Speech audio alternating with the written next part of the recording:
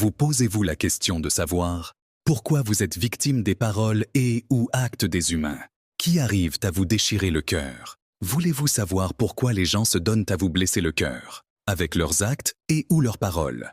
Veuillez regarder cette vidéo et écouter son contenu jusqu'à la fin et vous aurez des réponses à ces questions que vous vous posez. Sachez que c'est poussé par le Saint-Esprit de Dieu que ce texte a été rédigé par le docteur Mozingo Bonga Stanislas Jr.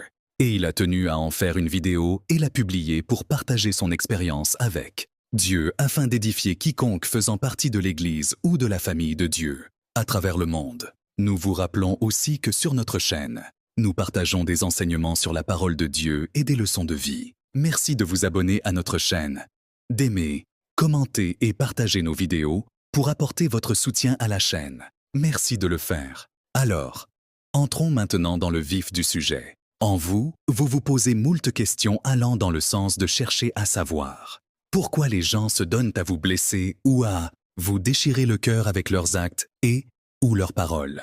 Rappelez-vous, il y a une sagesse qui dit « Le marteau, on le frappe toujours sur le clou droit.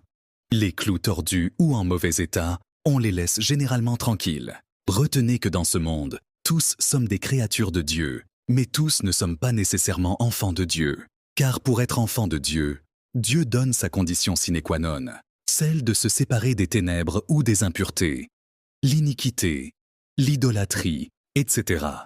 et de croire ou recevoir Jésus-Christ Seigneur et Sauveur personnel. Dans 2 Corinthiens 6, 14-18, il est écrit « Ne vous mettez pas avec les infidèles sous un joug étranger, car quel rapport y a-t-il entre la justice et l'iniquité? Ou qu'y a-t-il de commun entre la lumière et les ténèbres?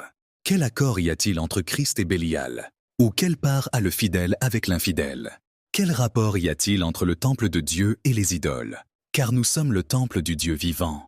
Comme Dieu l'a dit, « J'habiterai et je marcherai au milieu d'eux, je serai leur Dieu, et ils seront mon peuple. » C'est pourquoi, sortez du milieu d'eux, et séparez-vous, dit le Seigneur. Ne touchez pas à ce qui est impur, et je vous accueillerai. Je serai pour vous un père, et vous serez pour moi des fils et des filles, dit le Seigneur Tout-Puissant. Dans Jean 1, 12, il est écrit « Mais à tous ceux qui l'ont reçu, à ceux qui croient en son nom, elle a donné le pouvoir de devenir enfants de Dieu. » Beaucoup de gens, ignorant ces vérités, ils se disent enfants de Dieu. Entre-temps, ils sont aussi dans les choses impures, dans l'iniquité, dans l'idolâtrie, etc.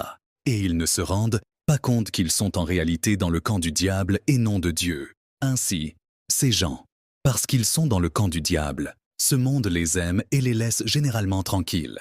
Et ils peuvent même parler, et ce monde va les écouter. Tout cela, parce qu'ils sont du monde. Il est écrit dans 1 Jean 4, 5, 6. Eux, ils sont du monde. C'est pourquoi ils parlent d'après le monde. Et le monde les écoute. Nous, nous sommes de Dieu. Celui qui connaît Dieu nous écoute. Celui qui n'est pas de Dieu ne nous écoute pas. C'est par là que nous connaissons l'esprit de la vérité et l'esprit de l'erreur. À ce niveau, vous comprenez clairement la bataille qu'il y a entre deux camps dans ce monde. Pour nous qui sommes du camp du Dieu véritable Jésus-Christ, ce monde nous hait. Dans Jean 15, 18, 21, il est écrit « Si le monde vous hait, sachez qu'il m'a haï avant vous. Si vous étiez du monde, le monde aimerait ce qui est à lui. Mais parce que vous n'êtes pas du monde, et que je vous ai choisi du milieu du monde, à cause de cela, le monde vous hait. Souvenez-vous de la parole que je vous ai dite. Le serviteur n'est pas plus grand que son maître. S'ils m'ont persécuté, ils vous persécuteront aussi. S'ils ont gardé ma parole, ils garderont aussi la vôtre. Mais ils vous feront toutes ces choses à cause de mon nom, parce qu'ils ne connaissent pas celui qui m'a envoyé. Vous qui vous posez la question de savoir pourquoi vous êtes victime des paroles et ou actes des humains qui arrivent à vous déchirer le cœur. Vous qui voulez savoir pourquoi les gens se donnent à vous blesser le cœur avec leurs actes et ou leurs paroles. Avec tout ce que nous venons de vous dire, sachez donc qu'en étant véritablement en Jésus-Christ, le diable n'aimera pas vous laisser tranquille. Vous pouvez peut-être ne pas avoir la totale idée de celui ou de celle que vous êtes réellement en Jésus-Christ, mais le diable le sait et reconnaît l'énorme danger que vous représentez pour lui et son camp. Ainsi, il ne voudra pas vous laisser tranquille. Il cherchera toujours à utiliser les gens pour vous tirer des flèches. Ces flèches, ce sont des actes et ou paroles ayant pour objectif à vous amener soit à pécher, soit à vous démoraliser, vous décourager, vous agacer pour vous empêcher de continuer à vaguer à la prière et méditation de la parole de Dieu en particulier, et à tout ce qui rend gloire à Dieu en général, etc. Les gens qui vous tirent ces flèches sont généralement inconscients de ce qu'ils font. Ils l'ignorent. Ils pensent bien agir, bien parler, bien faire. Car en le faisant, ils ne se rendent pas compte que c'est l'esprit du diable qui les possède et les anime pour chercher à attaquer quelqu'un qui est véritablement en Jésus-Christ. Raison pour laquelle, au milieu des gens qui ne connaissent pas Dieu en vérité, toute personne étant réellement en Jésus-Christ est incomprise, est victime des paroles et ou actes qui blessent ou déchirent le cœur. Tout cela justifie la bataille qu'il y a dans ce monde entre la lumière et les ténèbres. Le diable est en rage contre toute personne étant véritablement en Jésus-Christ ou dans la lumière. Mais dans tout cela, Jésus-Christ notre Dieu nous dit, dans Jean 16:33, « Je vous ai dit ces choses afin que vous ayez la paix en moi.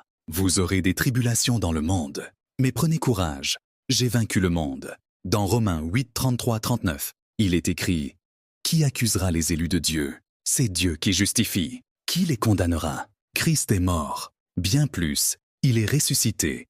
Il est à la droite de Dieu, et il intercède pour nous. Qui nous séparera de l'amour de Christ? Sera-ce la tribulation, ou l'angoisse, ou la persécution, ou la faim, ou la nudité, ou le péril, ou l'épée? Selon qu'il est écrit, c'est à cause de toi qu'on nous met à mort tout le jour, qu'on nous regarde comme des brebis destinées à la boucherie. Mais dans toutes ces choses, nous sommes plus que vainqueurs par celui qui nous a aimés. Car j'ai l'assurance que ni la mort ni la vie, ni les anges ni les dominations, ni les choses présentes, ni les choses à venir, ni les puissances, ni la hauteur, ni la profondeur, ni aucune autre créature ne pourra nous séparer de l'amour de Dieu, manifesté en Jésus-Christ notre Seigneur. Dans Romains 8:17-18, il est écrit « Or, si nous sommes enfants, nous sommes aussi héritiers, héritiers de Dieu et co-héritiers de Christ, si toutefois nous souffrons avec lui, afin d'être glorifiés avec lui. J'estime que les souffrances du temps présent ne sauraient être comparées à la gloire à venir qui sera révélée pour nous. Face donc à toutes ces personnes et à toutes ces choses, sachant que Dieu leur rendra selon leurs œuvres. Quant à nous, Dieu nous interdit donc de perdre notre saveur, c'est-à-dire notre intimité avec Dieu, notre lumière.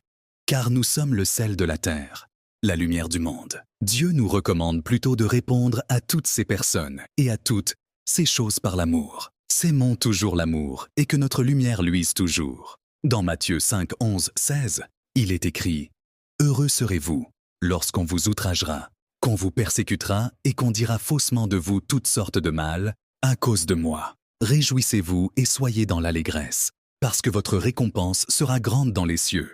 Car c'est ainsi qu'on a persécuté les prophètes qui ont été avant vous. Vous êtes le sel de la terre. Mais si le sel perd sa saveur, avec quoi la lui rendra-t-on? Il ne sert plus qu'à être jeté dehors et foulé aux pieds par les hommes. Vous êtes la lumière du monde. Une ville située sur une montagne ne peut être cachée, et on n'allume pas une lampe pour la mettre sous le boisseau, mais on la met sur le chandelier, et elle éclaire tous ceux qui sont dans la maison. Que votre lumière luise ainsi devant les hommes, afin qu'ils voient vos bonnes œuvres, et qu'ils glorifient votre Père qui est dans les cieux. Merci pour votre attention. Nous vous rappelons que sur notre chaîne, nous partageons des enseignements sur la parole de Dieu et des leçons de vie. Merci de vous abonner à notre chaîne, d'aimer, commenter et partager nos vidéos pour apporter votre soutien à la chaîne. Merci de le faire. À nous revoir à la prochaine vidéo si le Seigneur, Jésus-Christ, le Dieu véritable, nous le permet. D'ici là, portez-vous bien.